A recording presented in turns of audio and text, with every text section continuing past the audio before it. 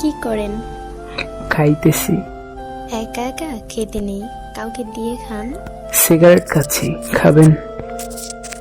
ছি ছি, আপনি এইসবও খান? খাই তো। সেই দিন না বললেন আপনি এইসব খান না? সেই দিন মিথ্যে বলেছিলাম। কিন্তু কেন মিথ্যে বললেন? আপনি যাতে মনে করেন আমি ভালো মানুষ, তাই। তাহলে আপনি কি খারাপ মানুষ? লোকজন তাই বলে, এখন আমিও বলি। তাহলে আপনি খারাপ কেন? জানি না, এমনি খারাপ। তাহলে ভালো হয়ে যান না কেন?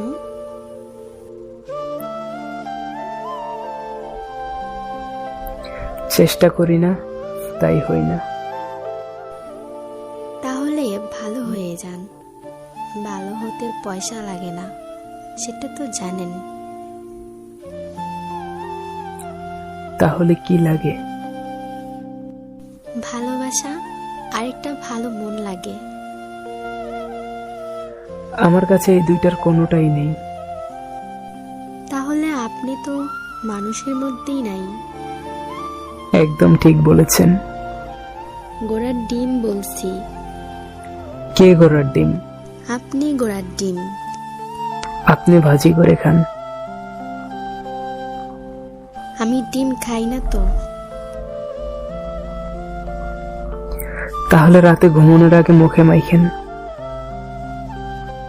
আমি আপনার মতো এত রূপচর্চা করি না।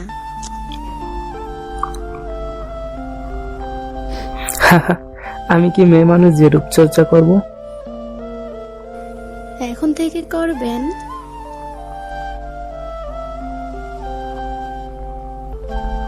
এখন থেকে করব কেন? কারণ আপনি অনেক ক্ষেত। বাংলাদেশ যেহেতু কৃষি প্রধান দেশ, তাই দেশে দুই একজন ক্ষেত থাকতেই পারে। কি বলেন? আপনি আসলেই ক্ষেত। আপনার হাসিটা অনেক সুন্দর। সুন্দর না, ছাই, একদম পচা। না, আমি সত্যি বলছি, অনেক সুন্দর। বাদ দেন তো এই বিষয়টা।